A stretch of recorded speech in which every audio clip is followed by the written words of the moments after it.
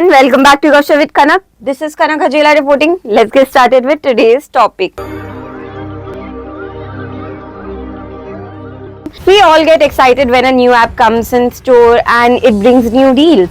But fraudsters can create such apps or similar looking apps in order to scam you and make transactions of huge amounts through your bank account. So stay cautious, and how do we prevent ourselves from it? Let's see from Raju's story. So Raju was tired of spending so much on grocery.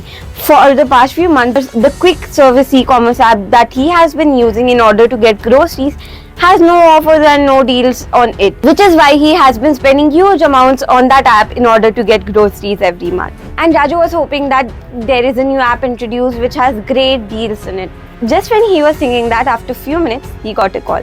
So after Raju picked up the call, the person said that, "Sir, I am a representative of XYZ company. We have introduced a new app.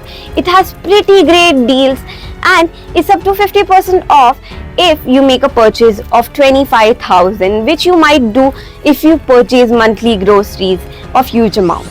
This sounded familiar to Raju because he had to spend a huge amount on groceries. And he replied, "Yes, I do spend huge amount on groceries and this offer will be very beneficial for me. So can you please tell me more information about the app and about the deals?"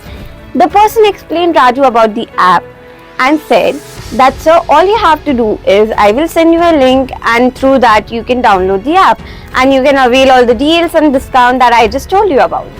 Raju was very excited. But he got a little skeptical and asked the person that, "Why are you offering such huge deals in amounts?" The person said that, "Sir, that is because we are new in the market and we want to build a good customer base, and in order to build an initial customer base, we are offering discounts." This seemed fair to Raju and he didn't suspect anything, but little did Raju know that the person on the other side is fraudster.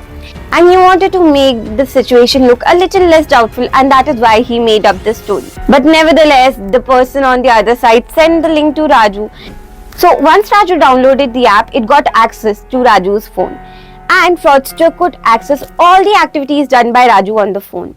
One random day when he was making a purchase, the fraudster accessed the Raju's bank details and the password.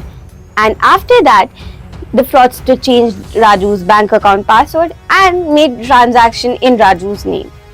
When Raju saw that so many purchases have been done from his account and he was not the one who made such purchases, he knew that he has been scammed and he instantly deleted the app. So what did we learn from this story? Point number 1, you should not download apps through anonymous links sent to you by an unknown person.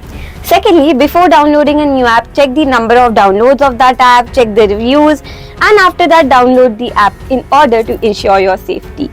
Lastly, if you are a victim of such a scam, do report it to your nearest cybercrime station or to the official government website, that is www.cybercrime.gov.in. We will meet next week. Till then, keep smiling. This will be the conclusion of our today's discussion.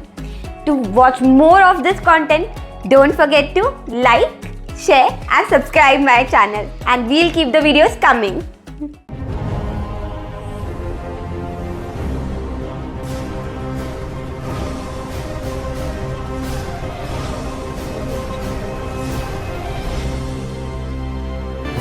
A KH production.